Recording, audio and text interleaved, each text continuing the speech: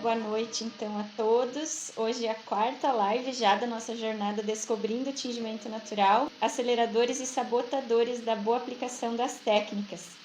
Então, eu sou a Vanessa Tomazelli, sou fundadora da Pano da Terra, e a ideia dessa jornada é, como o título diz, é uma jornada de descobrimento do tingimento natural aí com foco em quem está começando, mas tenho certeza que quem já trabalha com isso também se beneficia com uma informação aqui, outra ali, né? Então, a ideia da live 4, sabotador, é não levar em consideração o tipo de fibra. Como vocês já devem ter percebido aí, tanto para quem já tinge ou para quem está acompanhando aqui, já percebeu que tingimento natural, por ser representativo da natureza, por ser algo orgânico, algo que trabalha com moléculas, com matérias-primas naturais, às vezes ainda vivas, não é nada matemático, né? São muitos os fatores que influenciam nos resultados e o tipo de fibra não poderia ser diferente, tá? Quais então os tipos de fibras? Hoje a ideia aqui do roteiro é falar sobre os tipos de fibras e em que elas influenciam no tingimento natural. Então isso pode ser um sabotador importante, porque não, para quem está começando e não se atina para isso, não observa o tipo de fibra, pode ter resultados bem ruins, tá? O nosso primeiro sabotador foi terça-feira, que eu falei da purga e pré-mordentagem, e quando eu falei de pré-mordentagem eu já adiantei um pouquinho do assunto fibras, mas hoje eu vou aprofundar um pouquinho mais, tá?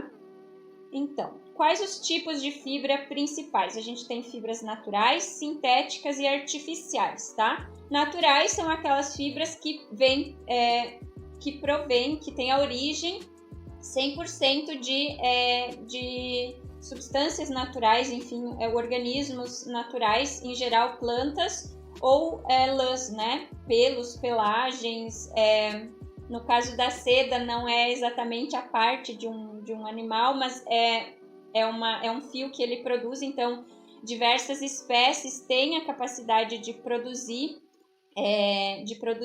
a seda, né? Os fios de seda, como aranhas, a larva do bicho da seda, que é o mais comum, mas algumas mariposas e outros insetos, tá? Então não é uma particularidade do bicho da seda produzir esses fios. Já as lãs aí de animais, né, os mais conhecidos, as ovelhas, as alpacas, enfim, diferentes animais aí dos quais a gente obtém a lã, e as fibras vegetais. Então tem uma série de plantas, né, de vegetais a partir dos quais a gente consegue as fibras. Então o mais conhecido, largamente produzido é o algodão, mas temos linho, rami, juta, malva, cânhamo, então uma série aí de plantas a partir das quais a gente consegue extrair fibras, produzir fios e tramá-los para chegar aos tecidos, seja tecidos planos e as malhas, né? A diferença entre tecido plano e malha é que o tecido plano, ele não, a não ser que tenha algum tipo de elastano, ele não estica, né? A tramagem dele digamos, ela como é que chama no ângulo de 90 graus? É transversal, né? Não é paralelo, é transversal. Então, a trama dela não permite que estica. Já as malhas, né, elas são entrelaçadas, tipo tricô, tanto que no tricô a gente tem o famoso ponto malha, que é o que mais ou menos, então, os tecidos imitam o tricô em menor escala, digamos assim, com fios extremamente pequenos e que tem, então, essa característica de maleabilidade. Então, tanto a malha quanto os tecidos planos podem ser produzidos a partir da grande variedade de fibras que existem, tá? Então, aí são as fibras naturais, provém exclusivamente de fontes naturais, sejam vegetais, que a gente chama de fibras celulósicas, sejam elas animais ou proteicas, tá? Proteicas, então, as fibras que provêm aí de animais, como as lãs, ou a seda, que não vem diretamente do animal, mas é produzida por insetos, então ela de certa forma também é uma fonte animal, tá? Então são as fibras proteicas. As fibras sintéticas, por outro lado, aí então provém principalmente do politereftalato de etila, que é o PET. Então, por exemplo, o poliéster vem do mesmo material das garrafas PET, além de outros filamentos, mas também de origem do petróleo, de polímeros aí que provém do petróleo. Então, são as fibras sintéticas. E as artificiais, elas têm uma origem natural, porém são produzidas artificialmente. Como? Então, a viscose, o liocel, o modal são fibras produzidas a partir de uma pasta celulósica, independente da origem, ou seja, independente do vegetal que ela se origina. Essa pasta de celulose, depois que virou pasta, nem tem como identificar de que planta veio. E a partir dessa pasta de celulose, então, se produzem essas fibras, esses fios, que originam, então, a viscose, liocel, modal, por exemplo, tá? Então, temos 3 categorias. Cada uma dessas fibras, elas têm comportamentos diferentes em relação à sua decomposição, por exemplo. E aí, quando a gente começa a pensar em moda sustentável, em sustentabilidade, isso tem grande relevância. Tanto que, por que eu trago isso? O tingimento natural, ele tem sido usado como uma ferramenta de incorporar a esses pilares da sustentabilidade um item a mais, ou seja, deixar uma peça mais sustentável em função dos danos ambientais que o tingimento têxtil, o beneficiamento, mas principalmente o tingimento têxtil sintético, causam ao meio ambiente. Então, o tingimento natural, ele é uma ferramenta que a gente pode se valer para reduzir esses danos e tornar aquela peça mais sustentável, ambientalmente falando, tá? Mas não adianta nada a gente colocar um tingimento natural se a gente não leva também em consideração a origem dessa fibra, né?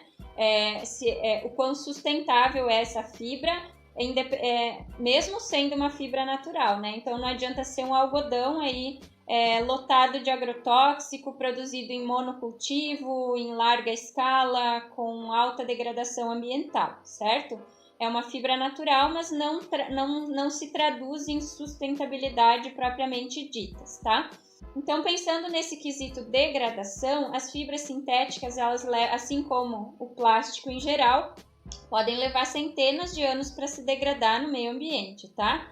E mesmo quando já estão em processos mais avançados de degradação, se tornam microplásticos que também causam danos ambientais. Então, hoje em dia, já a gente tem aí, quando se vai se analisar substâncias em organismos vivos, em peixes, em solos, em vegetais, assim, boa parte dos organismos vivos em rios, no próprio mar, inclusive no mar em grande profundidade, já está presente nesses organismos grande quantidade de microplásticos, tá? Então, não é porque ele sumiu da nossa vista que ele deixou de existir ou deixou de causar problemáticas, tá? Já as fibras artificiais, então, quanto à degradação, ela não é tão longa quanto a sintética. A problemática ambiental de algumas fibras artificiais, como a viscose, seria o grande uso aí de soda cáustica, por exemplo, nesse processo para fabricação do fio. Mas outros tecidos como liocel, modal, como que eu vou dizer? Uma cadeia mais fechada onde se reutiliza esses produtos, se recicla eles indefinidamente, vai sempre se reutilizando e eles não são descartados como efluente, tá? Então, por mais que se use essas substâncias, elas são sempre reaproveitadas, reutilizadas, o que torna essa fabricação, essa produção menos agressiva ambientalmente falando, tá? Só para ver lives, nos seres humanos foram encontrados microplásticos nos órgãos internos, como nos peixes. Sim, isso hoje em dia, pesquisas que são focadas em encontrar microplástico em organismos, elas são bem sucedidas, porque geralmente elas encontram em muitos, tá? Como eu disse, mesmo em grandes profundidades do oceano, os organismos já estão contaminados com microplásticos, tá? Mesmo fibras então naturais, aí a degradação delas é muito mais rápida em comparação com fibras sintéticas, tá? Uma fibra de algodão sem muitos aditivos químicos, em até 5 meses ela vai se decompor, né? As fibras de algodão, elas são basicamente celulose, elas têm em torno de 95% de celulose, então a celulose a madeira, por exemplo, ela é praticamente celulose e lignina. Então, são as partes mais estruturais das plantas, elas podem demorar mais para se degradar dependendo do ambiente onde ela está exposta, mas rapidamente elas vão se degradar, tá? Eu já ouvi, por exemplo, alguém por aí criticando que o algodão, por exemplo, uma calça jeans, pode levar até 20 anos para se degradar, então não é porque usa o algodão que é sustentável. Eu concordo que não é porque algodão é sustentável, como eu disse, um algodão convencional aí produzido em larga escala, em monocultivo, com alta carga de agrotóxicos, fertilizantes químicos, não é algo sustentável, porém, quanto à degradação especificamente, ela pode ser mais longa aí devido aos aditivos usados no beneficiamento, e isso sim pode ser muito ruim. Então, o jeans aí utiliza muita água para as lavagens, os processos de tingimento, branqueamento, isso tudo sim é prejudicial ao meio ambiente, tá? Mas não é porque leva 20 anos em vez de 5 numa fibra pura que é ruim, tá? Se a gente pensar quando num produto natural puro, imagine uma tora de uma árvore de uma árvore que a gente chama de madeira de lei, que tem o cerne bastante firme e bastante resistente. Se ela fica exposta nas chuvas, intempéries, no meio do mato, ela leva muitos anos para se degradar, tá? Mas ela faz parte da natureza, então essa degradação ela está gerando vida. Essa celulose que ela vai liberar, ela ajuda a estruturar o solo, melhorar as características estruturais do solo. Então uma fibra natural que leve 5 ou 20 anos, não é esse o problema dela. O problema dela, quando há o problema, mesmo em fibras naturais, é a forma como ela é produzida e os impactos ambientais nessa produção e a forma como ela é beneficiada, até chegar a um tecido, a uma peça em si, esse beneficiamento que é a problemática e o que foi introduzido nessa fibra de substâncias químicas que permanecem depois e possam vir a contaminar o ambiente depois e não necessariamente esse tempo que ela leva para se degradar, tá? Porque o algodão, puramente algodão, a celulose, ou seja, a principal substância que compõe a fibra de algodão, ela é celulose. Celulose no solo significa melhor estruturação para esse solo, é bom para o solo, tá? O problema são possíveis aditivos químicos que possam ser colocados nessas fibras e tecidos no processo de beneficiamento, tá? Só para deixar claro isso. Agora, trazendo todo esse falatório pro tingimento natural. Como cada uma reage ao tingimento natural? Eu já falei um pouquinho na terça-feira. Fibras proteicas têm mais afinidade com os corantes naturais, tá? Com os fixadores, enfim.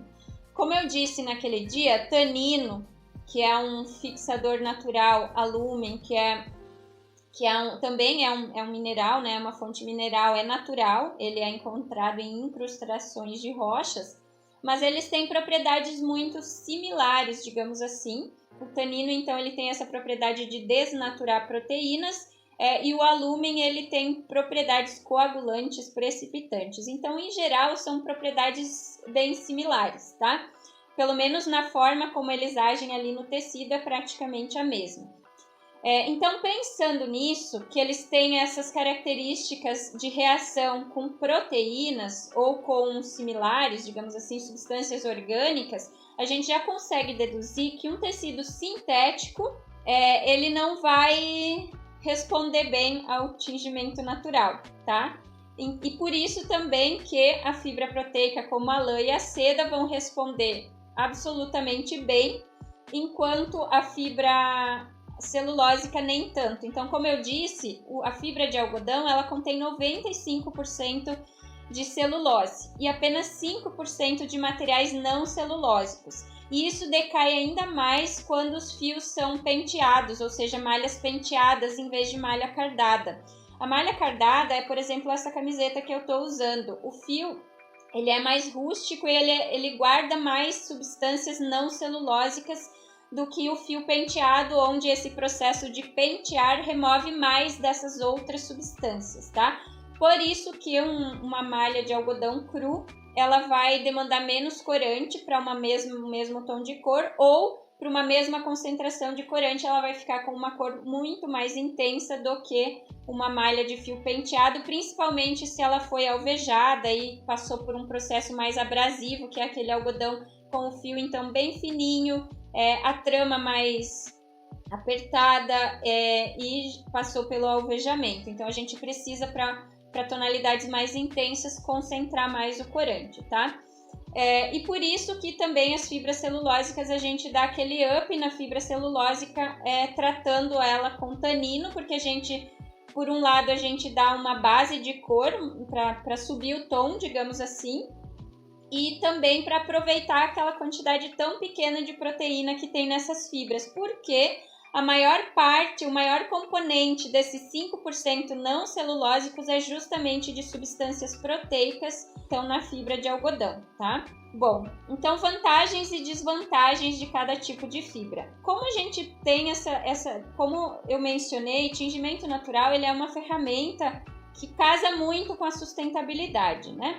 E aí, então, além de não fazer sentido você colocar tingimento natural numa fibra sintética, a natureza é tão sábia que isso nem acontece de forma satisfatória. Então, as fibras sintéticas, elas até dão uma sujadinha com a cor, elas podem até, com corantes que agem mais por deposição do que por coloração interna do fio, a gente até pode conseguir uma corzinha, mas em geral as fibras sintéticas não colorem bem, ou praticamente não colorem. É claro que tem exceções, sempre tem exceções à regra, tá? É que nem eu falo aqui, frutas que tem antocianina, frutas, flores, não são boas tintórias, mas sempre tem as exceções à regra.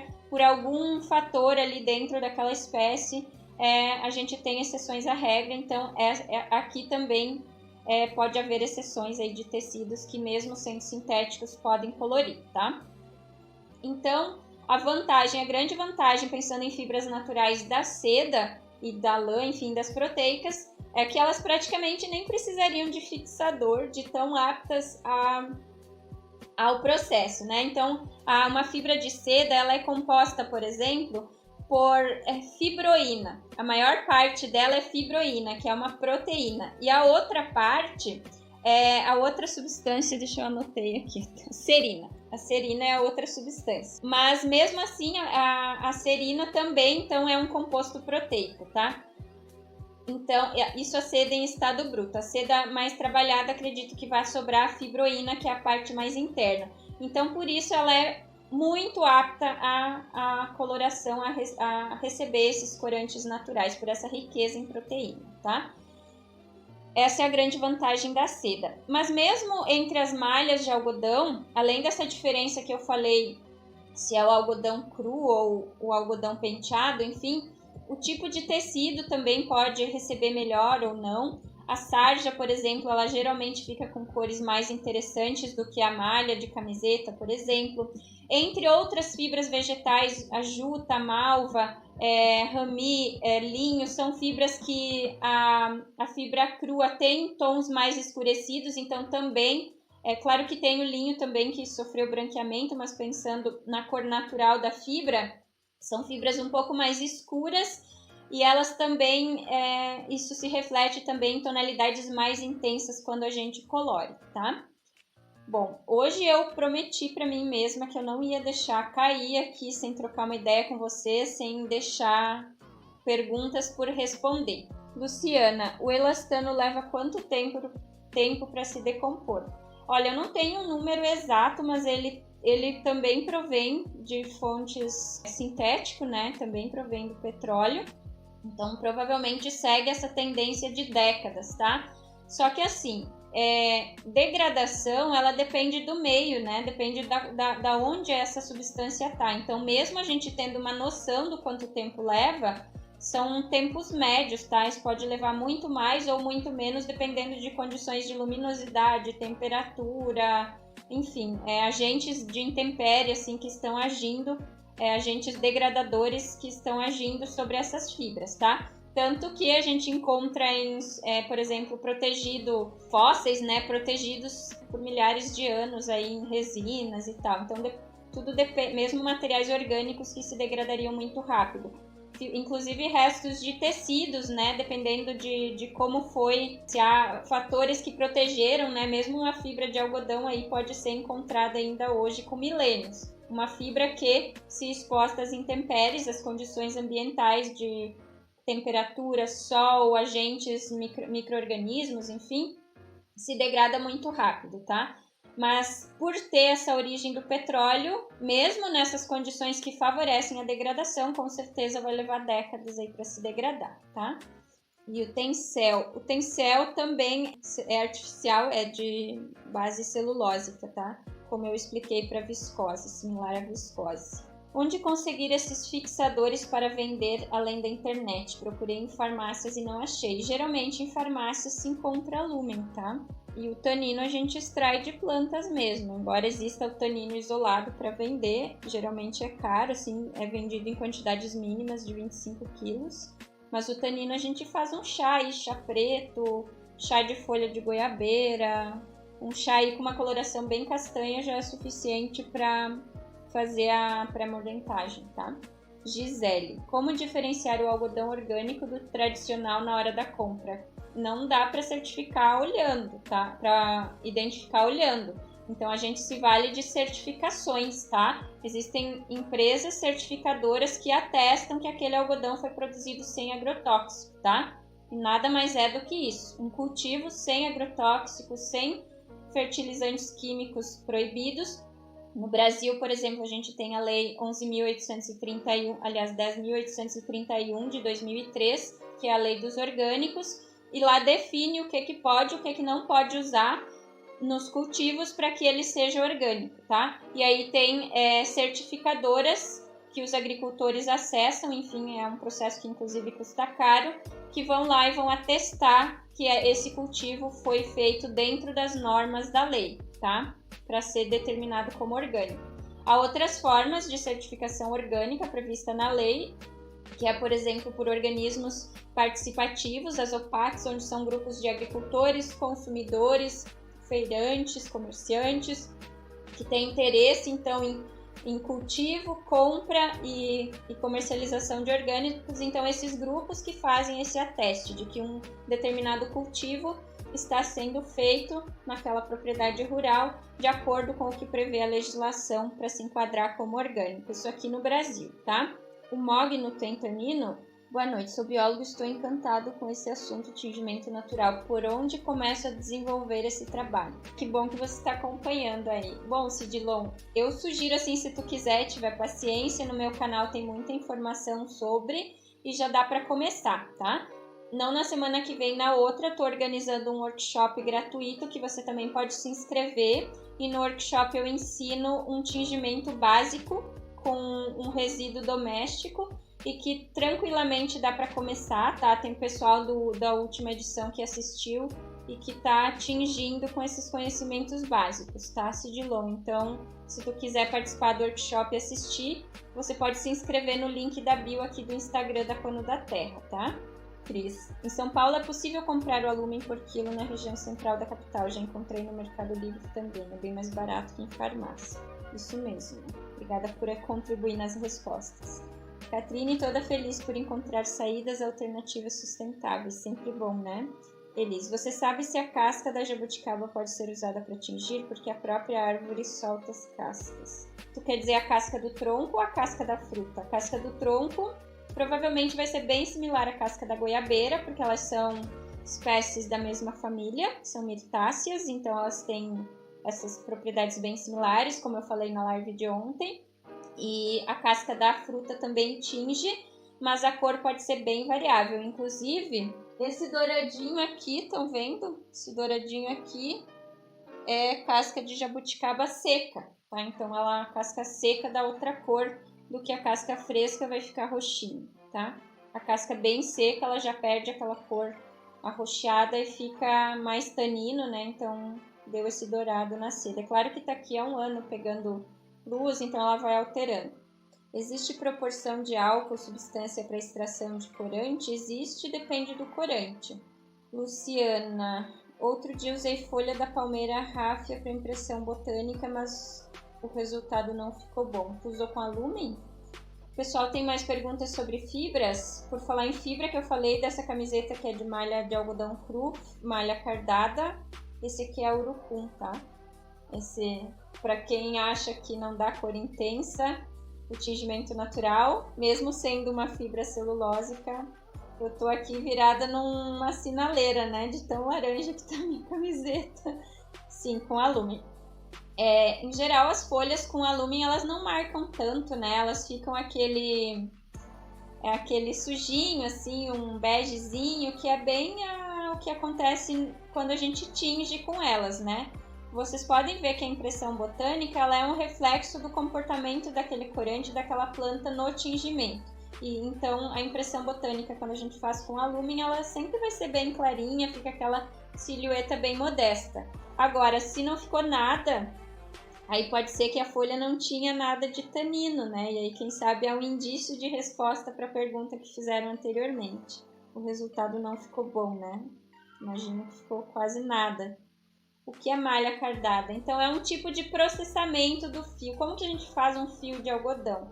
É bem similar à seda, né? A gente pega as fibras, dispõe elas paralelamente e torce. Torce e vai formando o fio, tá?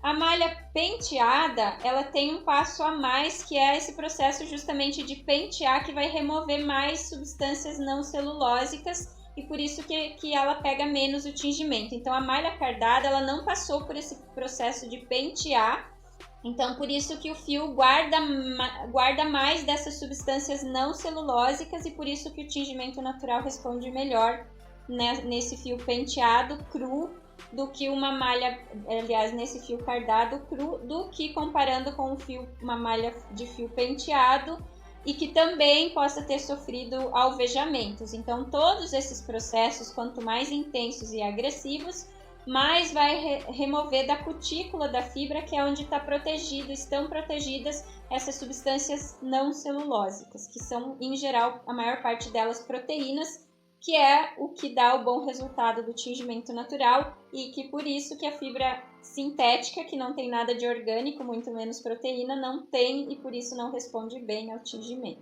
tá? Por favor, fala que você é de Brasília, você dá curso. Eu sou de Porto Alegre, Natália, e eu dou curso online só. Eu até tenho, eventualmente faço ao vivo, mas geralmente é para projetos sociais. Uau, urucum, isso aí, cor maravilhosa, né? Qual a malha melhor para o tingimento, penteada ou cardada? Pensando em cores intensas, a cardada, com certeza. Se eu concentrar o corante, aumentar a quantidade média por quilo, eu consigo uma cor mais intensa no algodão, ou a fibra tem um limite de absorção? Você sim, é uma curva, né? Você vai aumentando a cor até que chega um momento que satura e não aumenta mais, tá? Gisele, onde encontro a cor azul? A cor azul, infelizmente, é rara, assim, para comprar, é muito difícil, é um parto. Aqui no Brasil, a Etnobotânica produz, mas só vende para alunos, tá? Então, tu tem que ir lá fazer o curso com eles, enfim, para ter acesso ao corante. E nada de errado com isso, porque acredito que tem um certo limite da produção, que os alunos vão suprir vão absorver toda essa produção. Então, não tem por que ser diferente, tá? A extração, né, as técnicas de extração, elas não são como o tingimento corriqueiro que a gente fala aqui, que são extrações mais simples, são corantes solúveis, então você consegue, em geral, extrair por fervura com água, né? É outra lógica, tá? É totalmente diferente desse tingimento que a gente está falando aqui, tá? Então, em geral, o índigo em pó é bem mais caro, então a gente importa, não é tão acessível assim, infelizmente, tá? É melhor tingir o fio antes do crochê ou depois?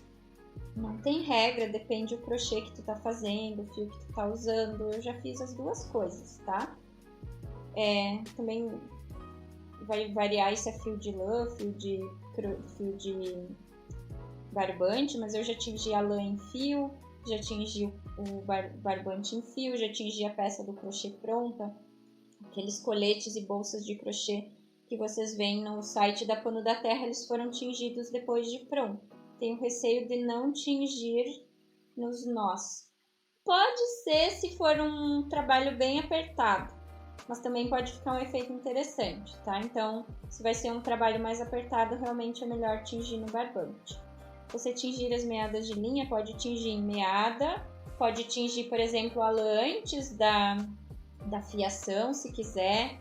Pode tingir, então, o fio já pronto, as meadas, pode tingir a peça tecida, o tecido em tecido, a roupa pronta, tá? Tudo depende muito do que, qual é o objetivo, enfim. Qual melhor, tingir o tecido ou a roupa pronta? Tingir uma pronta, mas não tingir muito a linha que costurei. Pode ser que a tua linha era fibra sintética, tá? Em geral, quando é fibra sintética, a linha não colore. Mas mesmo aqui, ó, essa natural, a linha também fica um pouco mais clarinha, tá? Depende muito da linha, o que dá, inclusive, um efeito interessante. Eu gosto quando a linha fica mais clarinha, nas camisetas, pelo menos. Eu acho um efeito bem interessante, mas se você quiser que não fique, né, pode tingir. O ruim de tingir o tecido é que tu gastou recurso aí para tingir retalhos, né? Então, depois seria interessante tu dar um uso para esses retalhos para não ter o desperdício. A peça pronta já não tem esse desperdício. Porém, se você manchar a peça e não conseguir corrigir para outra coisa, você perdeu o trabalho da costura. Então depende, assim, também depende de que tecido é. Às vezes um tecido muito pesado é bem difícil de tingir ele inteiro, assim, bem difícil mesmo. Ele fica moletom, assim, fica um negócio tão pesado que é complicado. Isabela, Vanessa, cochonilha, a gente encontra aqui no Brasil, eu achei o alimentício, você sabe se funciona também? Eu não sei, assim, se o alimentício funciona exatamente igual, tá? Mas é possível que sim. A cochonilha, na palma nordestina, também existe uma cochonilha que é a praga dessa palma nordestina, mas não produz o corante que a cochonilha mexicana, andina, produz, tá?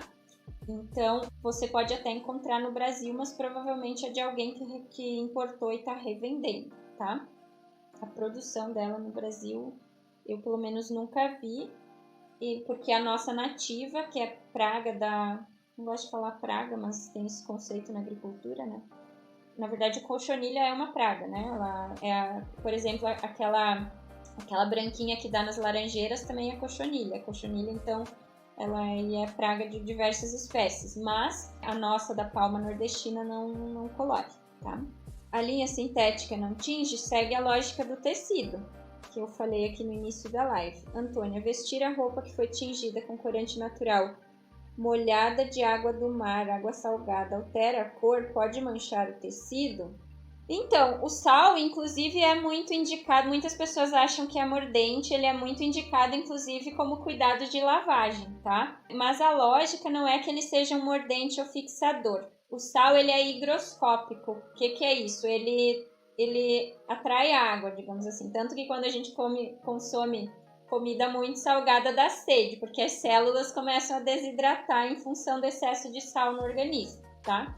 Então, no tecido, quando a gente vai lavar, se o tecido está saturado de sal, qual que é a lógica? Que ele não deixe escapar com a água, né? Por ele, né? Digamos que ele atrair a água, ele não vai deixar a água arrastar o corante. Mas quando a gente faz um bom enxágue depois do tingimento natural, em geral já não sai mais muita coisa. Então, ele pode contribuir, mas não é um fixador. Não é que nem o alúmen que vai se agarrar ali, ou o tanino que vai se agarrar ali e vai fixar, tá? Então, em geral, o sal, ele é inclusive indicado como cuidado de lavagem, tá? Quanto a essa questão do mudar a cor, particularmente tingimentos que a gente usa ferro para modificar ou como mordente, eles são mais sensíveis, até tem um videozinho aqui no Insta, eles são mais sensíveis. O ferro, digamos, ele é corroído com o ácido, né? O ácido corrói o ferro, então a gente tem que ter cuidados extras no tingimento que usa ferro. Depois dei uma olhadinha aqui no vídeo do Insta